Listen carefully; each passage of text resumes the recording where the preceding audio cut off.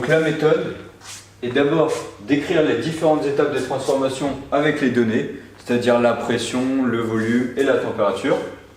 Puis après on utilise la relation PV est égal nRT selon le type de transformation, isocore, isotherme ou isobar. Et voilà, ça c'était la première partie. Et après, selon si on a un gaz, si on est en présence uniquement de gaz lors de notre transformation ou en présence d'un liquide et d'un gaz, lorsqu'on a seulement un gaz, eh ben, on utilise la pression totale, tout simplement parce que le gaz et la pression de l'H2O exercent une pression sur les parois du bocal. Et si on est en présence de liquide et de gaz, alors on va séparer du coup la pression du gaz et la pression de l'H2O.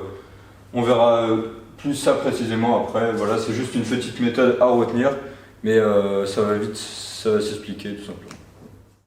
D'accord, alors on va commencer par un premier exemple.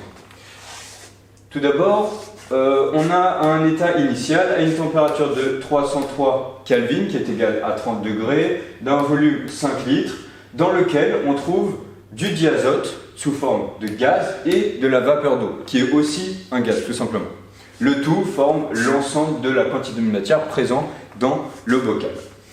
On va faire du coup avec ce bocal une compression isotherme. Isotherme, c'est-à-dire à température constante. Comme on le voit là, la température dans le deuxième état est toujours la même que dans le premier état. Par contre, le volume, lui, est différent. On a comprimé le bocal, tout simplement.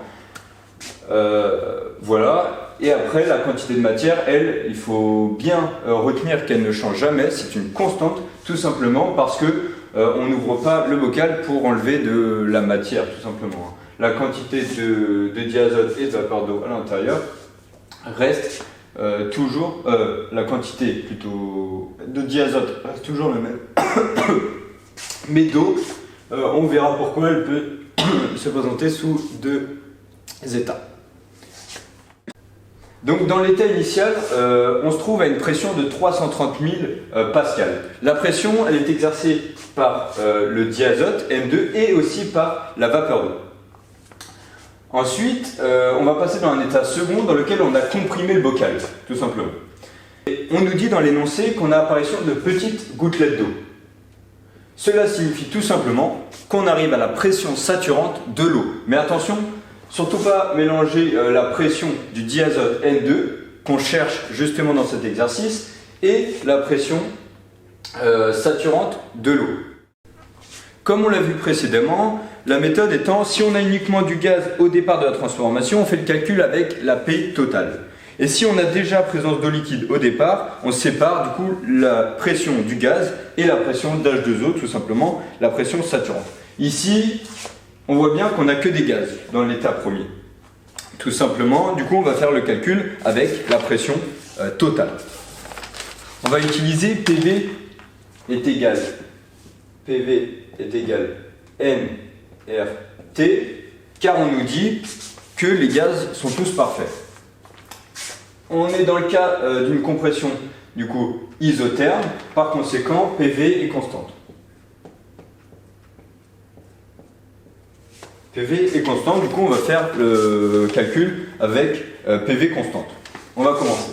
Tout d'abord, du coup, pression dans 1, du coup totale, car on n'a pas présence d'eau liquide, fois volume 1, vu que ça est constant, est égal à pression de, du coup totale, vu qu'on n'a pas de liquide, on a seulement présence, apparition de petites gouttelettes, fois V2, hop.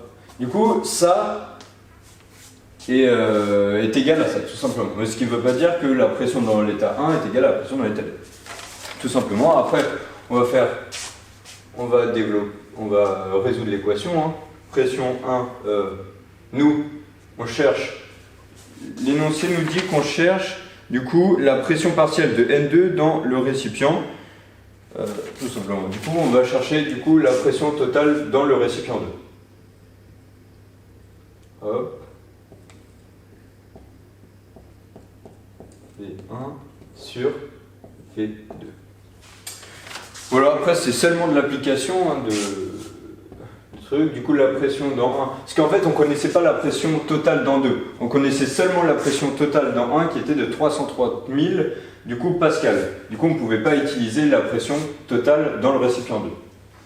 Hop, 330 000 fois du coup le volume en 1 qui est de 5 litres.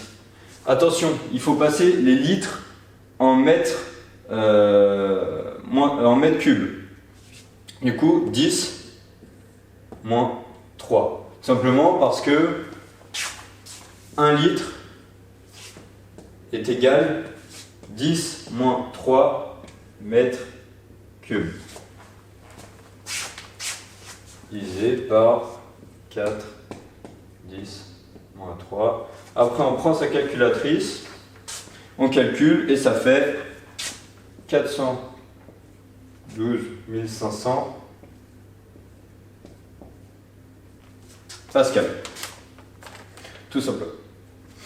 On sait que des gouttelettes se sont formées dans l'état second, c'est-à-dire qu'on est arrivé à la pression saturante en H2O, tout simplement, de la vapeur d'eau.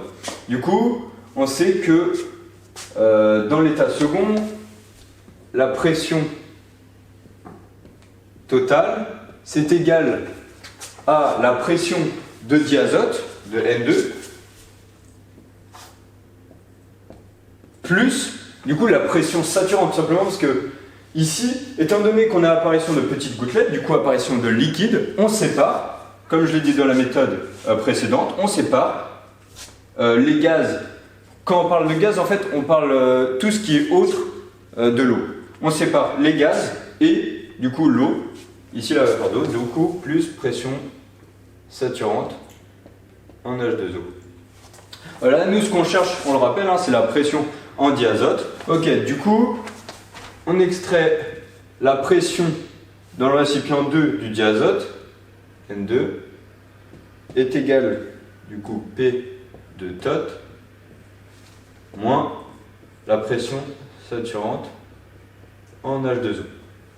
Comment connaître la pression saturante en H2O?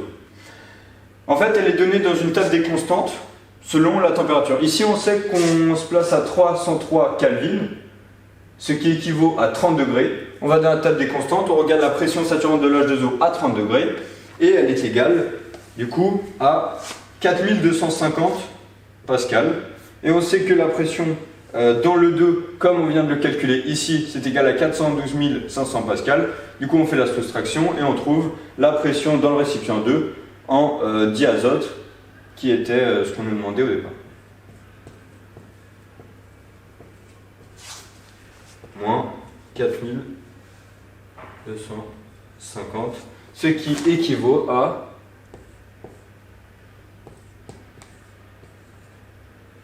1250 pascal. Voilà. Et cela correspondait à l'item 4.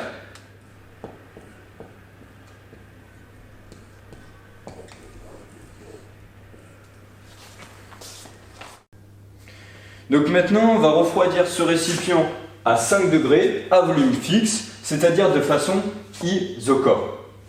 Tout à l'heure, on avait vu le cas d'une compression isotherme. Dans ce cas-là, PV était constante. Maintenant, dans le cas d'une transformation isochore, P sur T devient constante et non plus P sur V, P fois V. Nous, à la fin, on va chercher du coup la pression totale dans ce troisième récipient. Ici, la température a diminué, donc la pression saturante a elle-même diminué. Par conséquent, il y a eu apparition de liquide, c'est-à-dire d'eau, sous forme, c'est l'eau en fait sous forme plus condensée que le gaz, simplement parce qu'il n'y avait plus de place pour les molécules de gaz, qui s'est mis au fond du récipient, et l'eau liquide n'atteint pas la pression totale sur les parois du récipient. Du coup, maintenant, on va faire l'application numérique, tout simplement. Du coup, vu qu'il y a apparition d'eau, vu qu'il y a du liquide, on sépare la pression du gaz et la pression de la vapeur d'eau. Attention, le gaz ne comprend pas la vapeur d'eau, comme j'ai bien dit tout à l'heure. Du coup, la pression dans le récipient 2 en diazote sur parce qu'on sépare du coup, c'est plus la pression totale comme ici, puisqu'on sépare la pression du diazote et la pression de la vapeur d'eau. Sur T2 est égale pression de diazote dans le récipient 3 sur T3. Après on résout. P3N2 est égal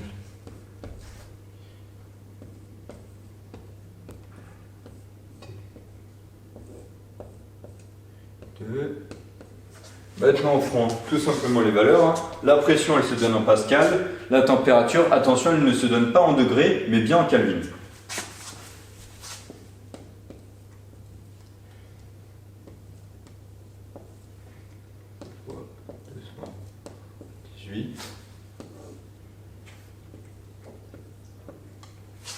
Ouais, et tout ça est égal à 14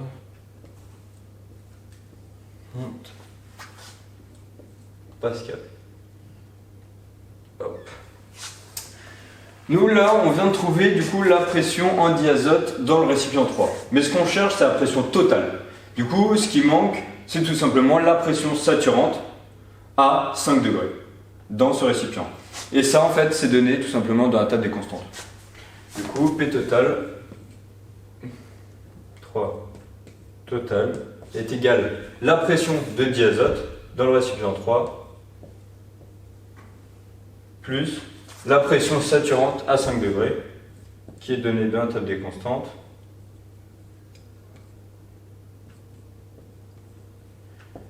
Égal à 374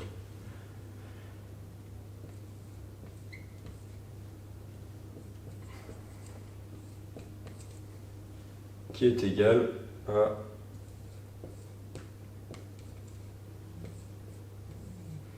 6 pascal. Hop. Et ça donnait l'item 10.